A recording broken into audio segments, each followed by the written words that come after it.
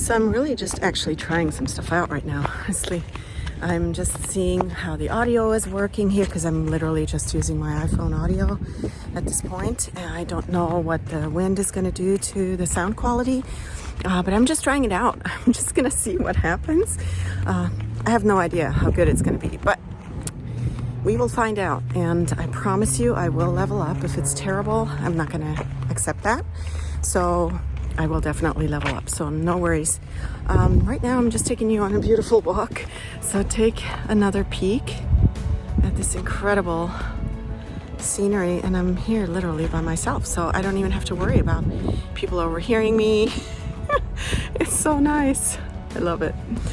The thing I have to pay the most attention to is that I'm not going to be tripping over the rocks. I'm just wearing sandals today, so no good shoes. Oops, see?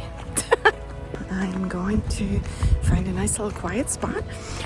What I'm trying to figure out is, should I be recording up on top of the cliff or should I go down to the beach, to the waterfront? I have a feeling, well, it's super low tide right now, but I have a feeling you can see the beach. But I think that if I'm closer to the water, it's gonna definitely make the sound quality worse. So I think up here might just be the place. So let me try this out.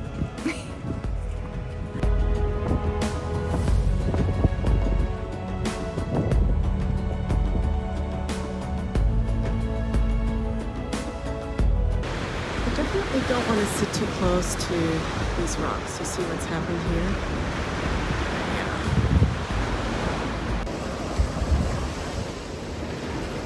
My little setup for tonight. Got a little backpack, my camping chair, my tripod, and nature is doing the rest. Gosh, it's just breathtaking over here. I'm all by myself, guys. I am all by myself. It's a beautiful slice of heaven over here. Alright, I'm on the beach. This is such a great setup here. I love it. So I was doing a test video just now, and I realized that my face was totally in the shadow, and like you could not really see my face. So I brought a little light with me, fortunately, and I had it in my backpack. I will show it to you in just a bit.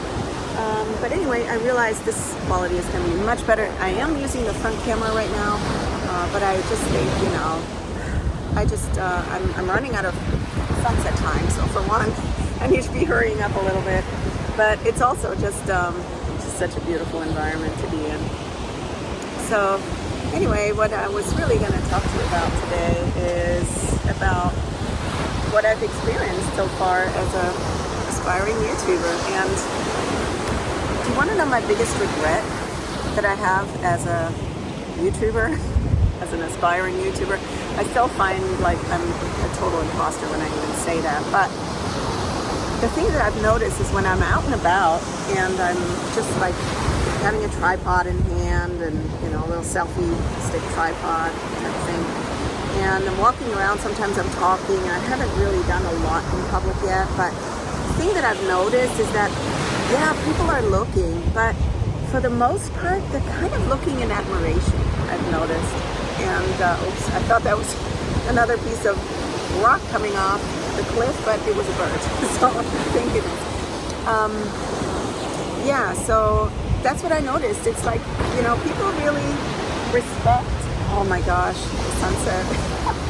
People really respect the fact that you have the guts to do it. I think that a lot of people deep down might actually envy you a little bit for it, so just go for it. I mean, what do you even care? Who cares? Like, I've come so far that I don't really care what people think anymore of me. Anyway, so the things I want to talk to you about some more is about the why. Why do you want to do a YouTube channel? I've been thinking about this so much because my first video, if you've seen it, it was a big ramble. I was just like rambling on about everything, and there wasn't really any structure, and it was just like I wasn't even clear about why I wanted to do this yet.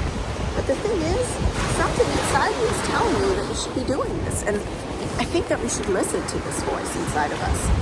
Now, I think it's just so important to just start, because that's really my biggest regret, is that I didn't start sooner. I actually started thinking about a YouTube channel 5 years ago, more than 5 years ago, in the spring of 2019, and I still have an email, I can show it to you, to my doctoral advisor, saying I had just completed my comprehensive exams, my doctoral exams, and I was ready to move into the dissertation stage. And I emailed her and I said, you know, because I was studying Mexican immigrants in Phoenix, and I kind of just wanted to do something and give something back to my population. You know, a lot of them don't speak very good English. They're struggling in many, many ways, and yet they've been in the US for many years. So that was kind of like the initial drive for me to do this. That was my why. I wanted to give back to the community I studied, that opened up to me as a researcher, and so my advisor basically responded and said, well, you have time for that right now, like do it. If you feel like you want to do it. But I kind of like, I felt like I probably shouldn't, and that was just another reason that I made up in my head, my own self-sabotage talking to me. That voice in my head was talking to me saying, it's probably not worth it, not a good time, not really, you shouldn't really do it. So I talked myself out of it, and then 2021 came around, and I turned 50 in 2021, and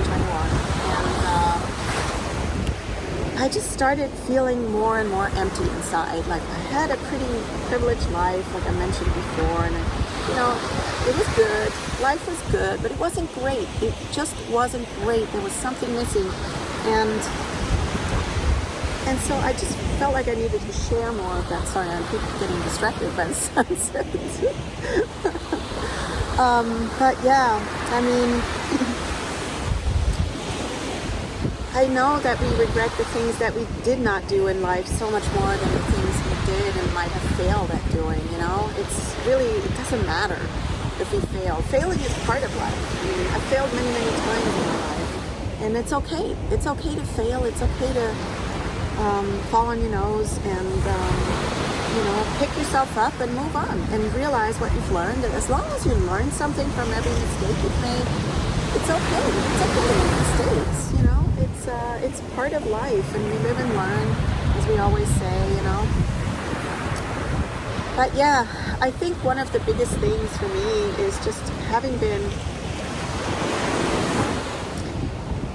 if you've come to this video because you're itching to do a YouTube channel, but you're not too sure yet what you want to do and why and what exactly you want to do, just think about the things that you really enjoy, that you're passionate about, that you feel like you have something to say. Because what happened to me is I started my YouTube with this first video that I embedded in my very first video that I uploaded on this channel, and it was a 2-minute little clip that I put myself out there with my selfie stick for the very first time. Incredibly awkward feeling and embarrassed, and I just was hoping I wasn't going to run into anybody that I knew, because it just was not, I don't know. It felt really, really strange doing it. It was awkward. It was just a wild thing to do. And I thought, oh my God, what are these people going to think? I'm like this middle-aged woman, with a selfie stick, like such a wannabe, It's okay. It's okay. I got over it. And I did post a video, and I thought, okay, it is what it is. Gosh, I'm going to have to stop it for the pictures, actually. This is so nice.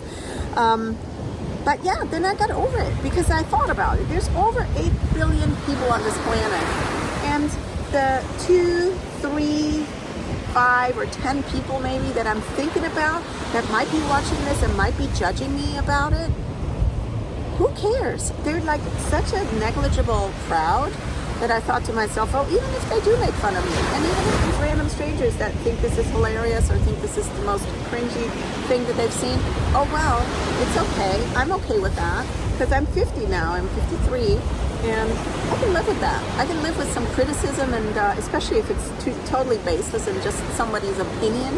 Like, why would I care, right? So I really got over that, but it took me a long time to get over it. It took me it took me 10 months. Well, no, actually it took me about a month to get over that initial fear, because I did delete that video like I mentioned before. I deleted it again. I just didn't think it was the right time. I wasn't ready. I wasn't fully ready and embracing it yet. And I felt too awkward about the whole thing, and so I just basically gave up. But it kept gnawing on me that I didn't do it. So I started a channel for English learners that were Spanish speakers. So I was basically challenging myself to speak Spanish in the videos and teaching them English in my third language, Spanish. So I was setting up a channel. I started, and I had a few people that I already knew, and they subscribed, and that was really cool. And so they were there with me.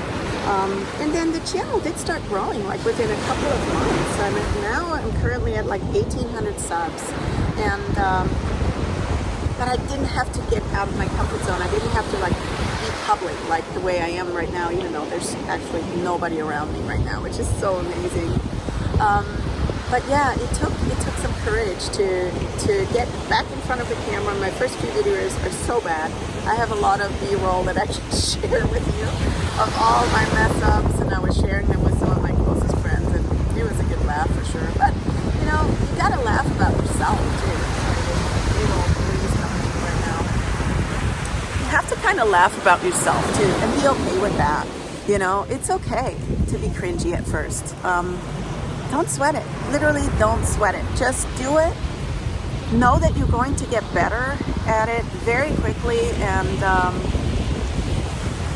I feel like my confidence has just really gone up so much just by sitting in front of the camera and looking at myself and thinking, oh my God, I cannot stand this voice of mine. I don't like the way I look. I don't like the way more sand from them. I don't like the way I look on the camera. I don't like the way my voice sounds, and I just feel like I'm just not that good at it. But I got over that, and you have to get over that too. Just put it aside. Don't even think about it. Just do it for you. Do it for you. Oh my gosh, sorry. I am going to cut this video short because I really feel like I need to take some sunset photos.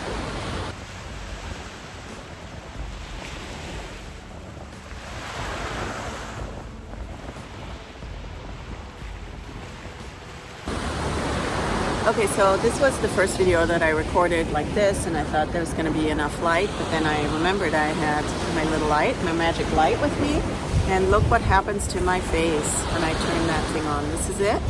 It's just a little light. It's like a $20 item from Amazon, and it clips to my phone. And check this out. Bam! There's some light in my face. Look at how nice that looks. I'm clipping it onto my phone right now, and wow, what a difference. So my point with this is that you really don't need fancy equipment to do this. You know, you can literally use your iPhone. I'm planning on using my iPhone until I make some money with this channel, until I get hopefully monetized and make some money off of it, so that I can reinvest it into my YouTube channel and bring you better quality videos. But yeah, I just really love sharing with you what I've kind of experienced in this journey so far, and I'm obviously just getting started, but I really did learn a lot from my previous channel, from the second channel. Oh no, there's one of these flies coming through. Anyway, who cares?